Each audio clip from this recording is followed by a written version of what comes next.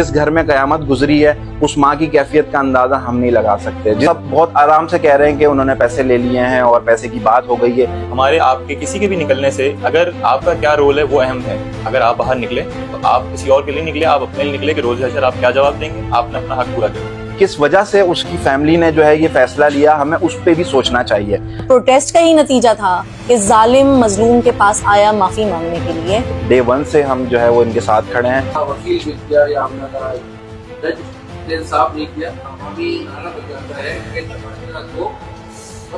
कि हमारा मुल्क जो है वो इस्लाम के नाम पे आज़ाद हुआ था और हमारे यहाँ पे जो कवानीन है वो इस्लाम के मुताबिक नहीं है। ये गलत है कि उनके घर वालों ने पीछे साथ छोड़ दिया सब लोगों का। हमें ये जान के बहुत अफसोस हुआ कि हमारे मौजूदा कानून में जो है वो कुछ खामियां हैं जिनके लिए इस्लाहात की बहुत ज़रूरत है। लेकिन जो सोसाइटी ने काम किया इस वक्त वो बहुत ज़्यादा काबिल तारीफ है, क्योंकि सोसाइटी एक मसले को लेकर खड़ी हुई और उन्होंने इस सिविल सोसाइटी ने मिलकर इस मसले पर आवाज़ उठाई। हमने इसके लिए काफ़ी हद तक आवाज़ भी उठाई, जिसका बहुत हद तक फ़ायदा भी हुआ। आप लोग का सबने साथ दिया हमारे प्रोटेस्ट में। तो लॉन्ग हमारा इंसाफ का एक निज़ाम है उसको हम एक्टिवेट कर पाए। आप लोग जो है वो डिमोटिवेट ना हो और ये जो हमने मूवमेंट एक हमने स्टार्ट की है जस्टिस के लिए या फिर इंसाफ के लिए या फिर कुछ चेंज के लिए, तो उसके अंदर आप लोग हमारे साथ रहें। और मेरी इसमें कानून से भी ये दरख्वास्त है कि जब भी इस तरीके का कोई वाक़या हो जाए तो भले उसके पीछे जो है वर्षा ना भी हो, तो रियासत और जो हमारे कानूनी इदारे हैं उनको चाहिए कि इनको जो है वो मावनत करें। ना सिर्फ जो है वो लीगली सपोर्ट करें बल्कि इनको साइकोलॉजिकली भी सपोर्ट किया जाए। आप जो है वो इंसाफ की बात करें, आपका काम है ये इंसाफ फराहम करना और माशरे की इस्लाह करना आपका काम है। आप अपना रोल प्ले करें, बाकी चीज़ें अल्लाह पे छोड़ें और अपना रोल प्ले करके आप आगे बढ़ जाएं, किसी को बुरा कहने के बजाय। आमना को इंसाफ दो। आइए मैं आपकी मुलाकात करवाता हूँ से। जी अस्सलाम वालेकुम अस्सलाम। आप बताइए, आप इस मामले में क्या कहना चाहेंगे? अब तक की जो सूरत हाल है क्या?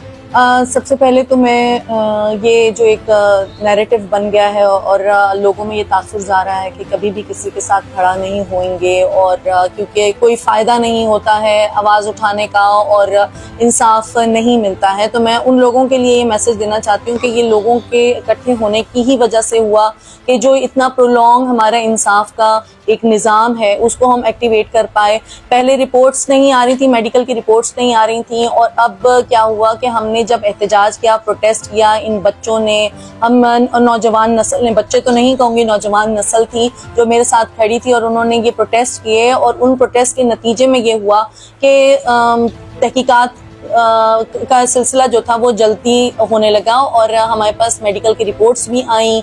फिर उसके बाद ये प्रोटेस्ट का ही नतीजा था कि जालिम मजलूम के पास आया माफ़ी मांगने के लिए और जो भी उनके आपस में तय पाया वो एक अलग सिनेरियो है, लेकिन जो सोसाइटी ने काम किया इस वक्त वो बहुत ज़्यादा काबिल तारीफ है, क्योंकि सोसाइटी एक मसले को लेकर खड़ी हुई और उन्होंने इस सिविल सोसाइटी ने मिलकर इस मसले पर आवाज़ उठाई और ये साबित किया कि अगर हम सब मिल जाएं तो हम एक नाइंसाफ़ी का एक पूरा जो प्रोसेस है वो लंबा प्रोसेस है उसको हम एक्टिवेट भी कर सकते हैं और हम इंसाफ हासिल भी कर सकते हैं। अस्सलाम वालेकुम, मेरा नाम उमैर है और हम इस आमना आरिफ और इमरान आरिफ के केस की डे 1 से हम जो है वो इनके साथ खड़े हैं।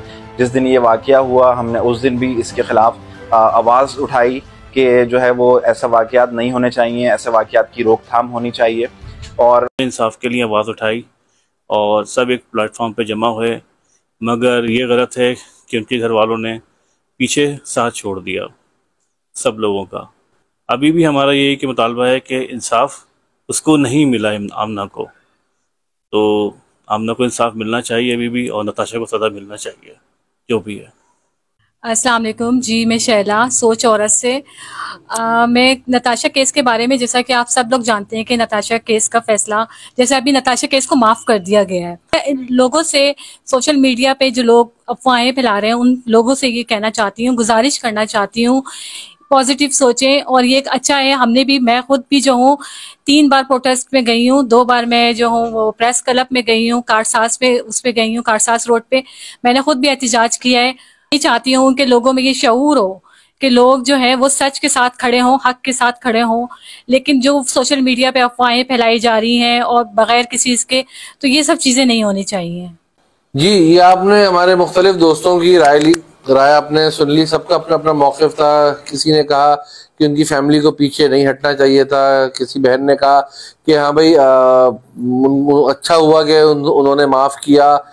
अगर आप माशरे में अपनी एक अच्छी पहचान छोड़ना चाहते हैं तो आइए इस केस को इस अंदाज से आके लेके बढ़ें, इसको परसुएड करवाएं और नताशा को एक एग्जाम्पल बनाएं कि आगे आइंदा आने वाले वक्त में कोई गरीब या कोई अमीर ज़्यादा या कोई बस ड्राइवर या कोई जहाज का ड्राइवर या कोई रेड़े का ड्राइवर वो आके नशे में गाड़ी ना चलाए, उसे खौफ हो। हम यही कराची के लोग हैं, पाकिस्तान के लोग हैं जो 2 घंटे की फ्लाइट लेके दुबई उतरते हैं तो हम इंसान के बच्चे होते हैं। यहाँ पे आके हमें सारी बेगैरतियाँ होती हैं। तो इस बेगैरती को रोकने के लिए वकीलों से मेरी दरख्वास्त है कि वो अपना किरदार अदा करे। यहाँ पे सिस्टम को बुरा कहना, रियासत को बुरा कहना बात की बात है। पहले आपका काम है वो रोल आप अदा करें।